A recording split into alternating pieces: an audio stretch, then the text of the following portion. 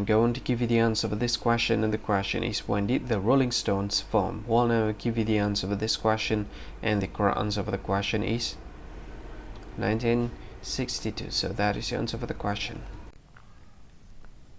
Hi, thank you so much for watching this video. If you find this video is very useful, you can help this channel to grow by subscribing this channel. Please this subscribe button and don't forget to like this video.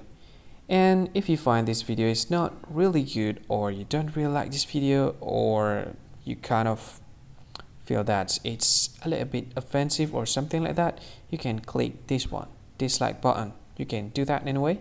And if you want to share this video with your friend, you can share it by clicking this share button, and you can share it to any social media that you wish that is currently available at this time, like Facebook, Twitter, LinkedIn, and many others, right? And if you want to add this video to your playlist, you can click this one. You can watch this video later, and you can find more options by clicking these three dots.